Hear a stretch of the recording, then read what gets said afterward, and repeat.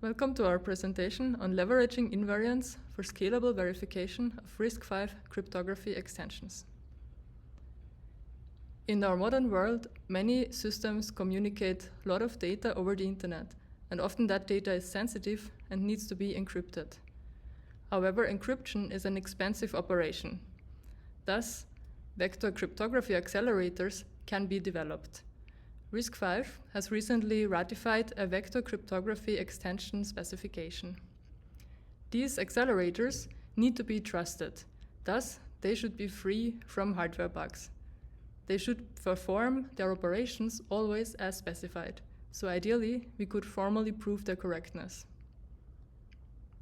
We are going to discuss the verification of the first RISC-V vector cryptography accelerator called Marian, and the challenges that we faced.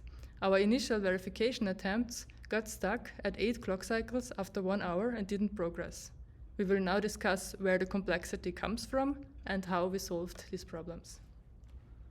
A standard scalar operation using two 64-bit operands, as displayed here, already has a large input size and thus complexity.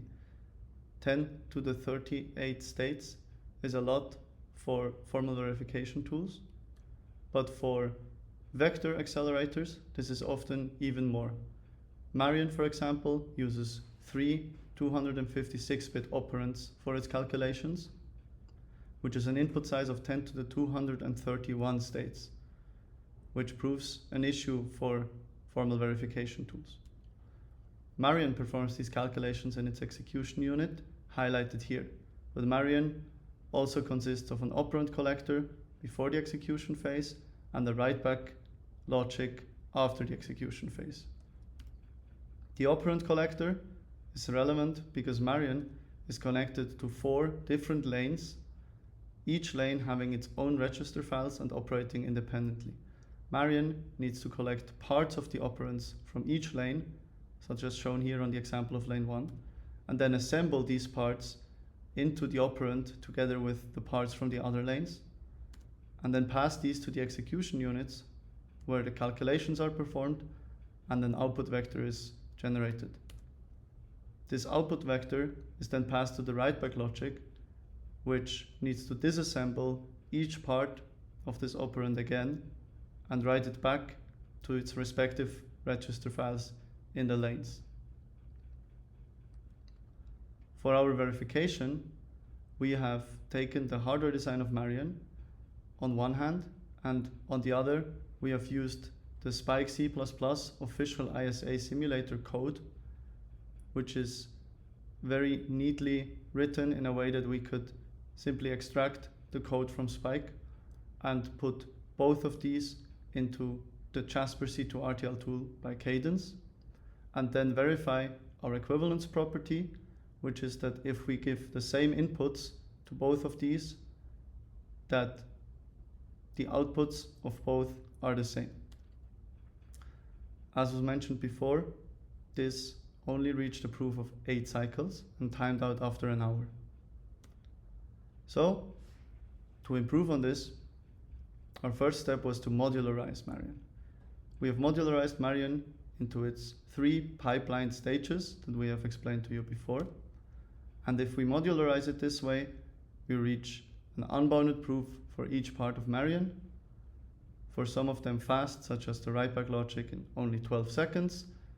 And for the execution units, it took us 1.75 hours on average.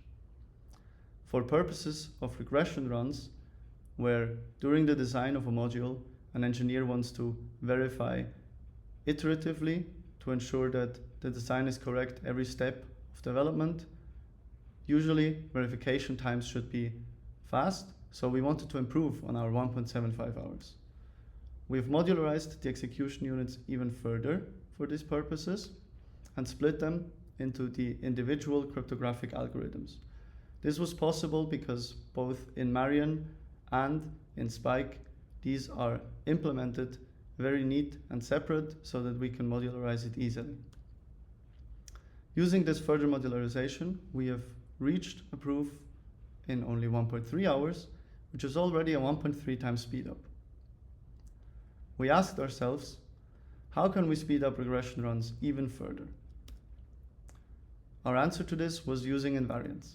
Invariants is a known strategy for verification in which properties of the design are manually defined by an engineer, and these properties then constrain the total state space. As an example, here the total state space is shown with the blue dots, and an invariant can prove that certain states are unreachable, which will then not be checked by the verification tool for the verification and thus speed up the process. Multiple invariants can be combined if they eliminate different parts of the state space to even further speed up the verification. We asked ourselves, how can we find these effective invariants? There is currently no good unified methodology to find effective invariants. So we initially took the invariants that we had for Marion and we categorized them, making categories based on the size of signals that the invariants primarily constrain, such as data, state, and control. For data, we have had invariants on the contents of the elements that carry data, on the pipelining of data elements, and on data path control such as multiplexers. For state, we had invariants on state machines and invariants on counters. And for controls, we had internal control signals such as flags and handshakes. We then tested all combinations of subsets of the invariants that we have found for Marion in repeated runs. In our case, these were 38 invariants. For each of these runs, we have measured the proof bound and speed and then performed our evaluation.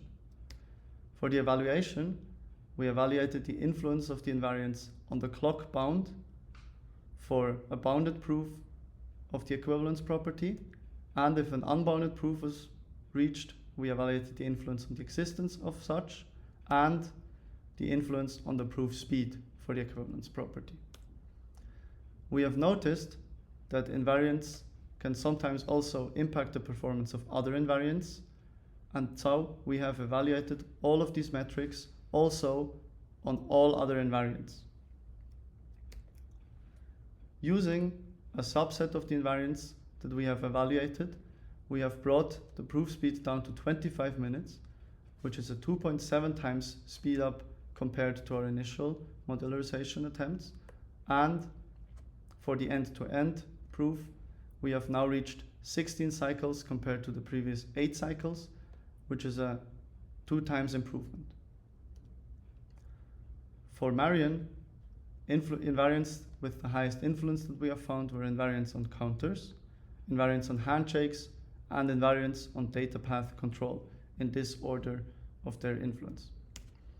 The highest influence were invariants on counters that constrained the bound of a counter, such as shown in this example, where all states of the counter above a certain bound are determined as unreachable. For handshakes, it was invariants that determined if an event happened, that in the current or next cycle, a handshake would be attempted. And for the third highest influence, data path control, we have had invariants where in this example, there are 2 modules, A and B, which get passed some data. They process this data, and then the data comes to a multiplexer in which a control signal asserts whether we select the element from A or the element from B. In this case, the element from A was selected, so the invariant would infer that the module after the multiplexer contains the same data as module A's output before the multiplexer.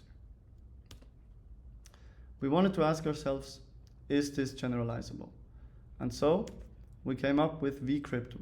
vCrypto is non-pipelined, it is less modularizable, and it is our own implementation of the RISC-V specifications using a simple state machine, such as is shown here.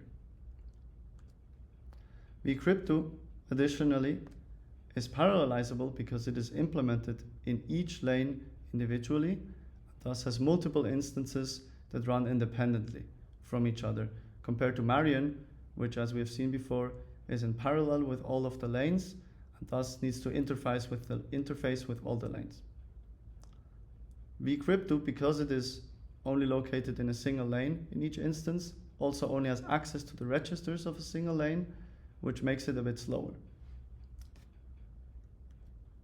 For vCrypto, we have not reached a formal verification proof when using no invariants, and also when using invariants that we have found, except for invariants on counters. But as soon as we started using invariants on counters, which were deemed very effective for Marian already, we have reached an unbounded proof within 43 seconds. We also noticed some discrepancy between Marian and the Spike C++ simulator code during our verification.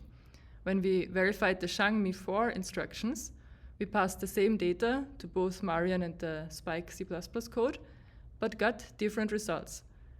Marian was calculating in big endian, and Spike's code was calculating in little endian, so the equivalence property failed. To investigate, we looked at the specification and performed the calculations manually, and found that also the RISC-V specification mandates that the calculations are performed in big endian. So we thought the Spike code is wrong and filed a GitHub issue, but after some discussions with the maintainers, it turned out that it was actually the RISC-V specification that is wrong, and that now has to be updated. That means in future also Marian will have to be updated. To conclude, we have performed the first formal unbounded verification of a RISC-V vector cryptography accelerator implementation. Our modularization approach has given us a proof speedup of 1.3x, and our invariant assessment methodology helped us to achieve a proof speedup of 2.7x.